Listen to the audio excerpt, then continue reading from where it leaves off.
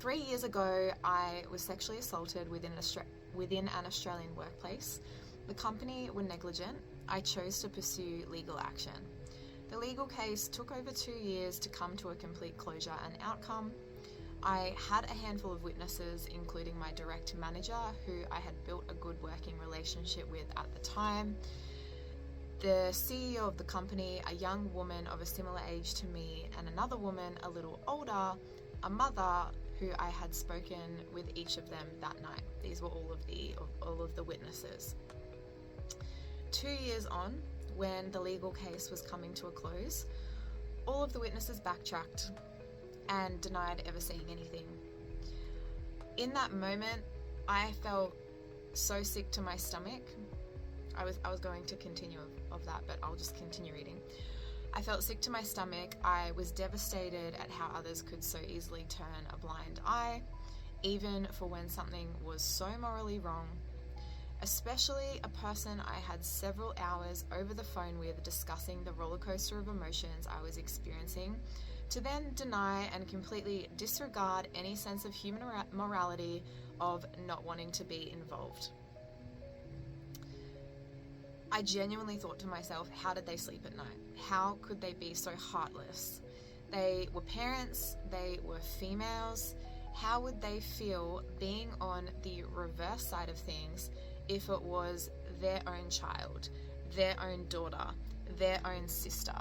How would they genuinely feel? Like, how do these people sleep at night? However, their actions spoke loudly and displayed their true character. And again, as I'd mentioned in a previous video, this experience taught me the meaning of pluralistic ignorance and situational incompetence. And also just the fact that not everyone is going to do the right thing by you, even when you think that it's a woman, it's a mother, it's someone who has a sister, it's someone who has a daughter.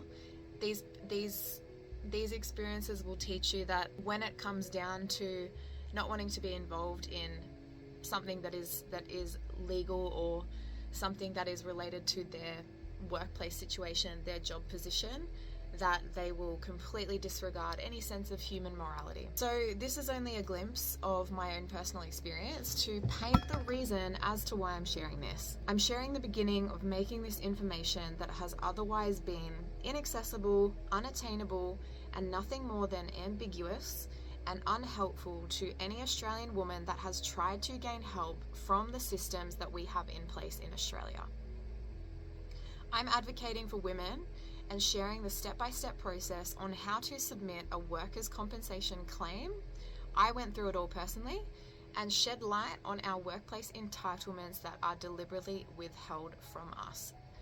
Deliberately withholding information is a form of deception.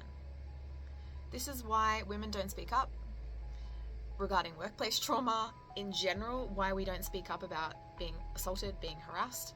This is why women don't speak up at all.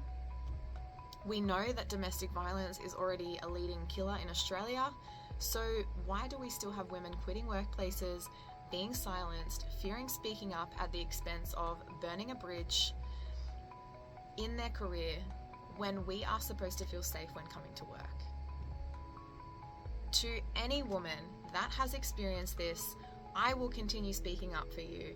I will continue advocating for our safety and pursuing this and pushing this to try and make a change, because I just know that without me even trying, what is the point? You know, I've gone through this process. I might as well share with the women who also can go through this process, gain the compensation, improve your mental health, overcome the psychological injury, prioritize your healing first.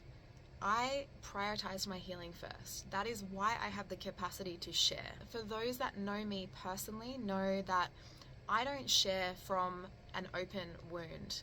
I only will share from a place of a healed wound, because that is how I can articulate better information. I know that my nervous system and my body is more grounded and it is more ready to share publicly.